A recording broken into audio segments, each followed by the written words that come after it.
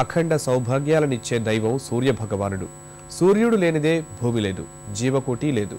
పంచభూతాలకు కారకుడు భానుడు. అందుకే ఆయన్ను ప్రత్యక్ష దైవం అంటారు. మాఘశుద్ధ సప్తమి అశ్విని నక్షత్రం సింహలగ్నంలో సూర్యుడు ఉద్భవించాడు.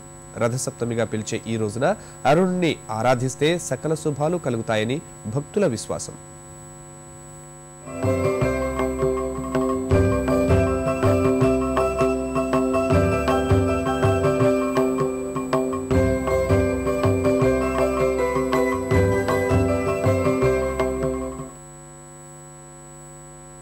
సూర్యుడి పుట్టినరోజున ఆలయాలు కళకళలాడుతున్నాయి. మాఘశుద్ధ సప్తమి నుంచి సూర్యుడు మకర రాశిలో ప్రవేశించి ఉత్తర దిశగా ప్రయాణిస్తాడు. సప్తాశ్వాసాలతో కూడిన తన రథాన్ని రోదసిలో ఉత్తరం వైపునకు మరల్చడం వల్ల రథసప్తమి అని పేరు వచ్చింది.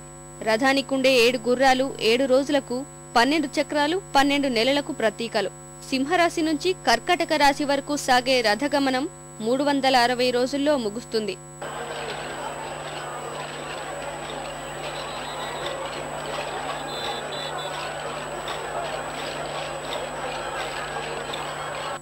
ప్రసిద్ధ పుణ్యక్షేత్రం అరసవిల్లిలో రథసప్తమి ఉత్సవాలు ఘనంగా జరుగుతున్నాయి.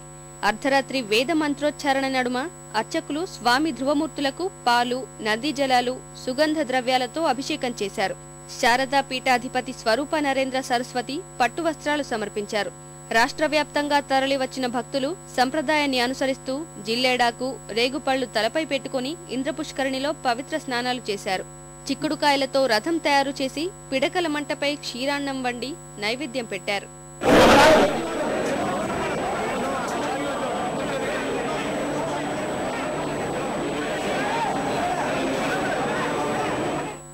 సూర్యభగవానుని పుట్టినరోజు సందర్భంగా తిరుమల భక్తజన సంద్రమైంది.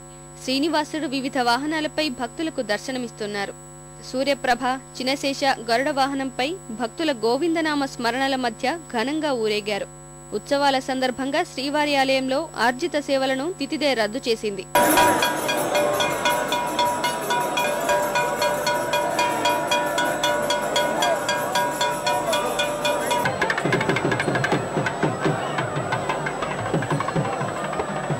పశ్చిమ గోదావరి జిల్లా తణుకు సూర్య దేవాలయం భక్తులతో కిటకిటలాడింది.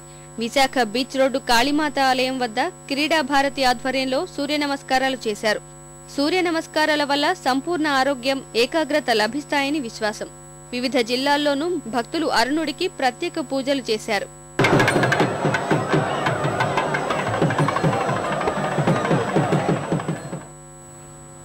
గత 15 రోజులుగా ఎస్జీటీలో అవకాశానికి డిమాండ్ చేస్తూ రిలే నిరాహార దీక్షను చేస్తున్న బీఎడ్ అభ్యర్థులు కలెక్టరేట్ ముట్టడికి పిలుపు ఇచ్చారు. నేడు టెట్ ఫలితాల విడుదలవుతుండడం వల్ల వివిధ విద్యార్థి సంఘాల ఆధ్వర్యంలో ముట్టడికి పిలుపునిచ్చారు. సమయం కోల్పోయిన అభ్యర్థులు కలెక్టరేట్ కార్యాలయంలోకి దూకి అద్దాలు ధ్వంసం చేశారు.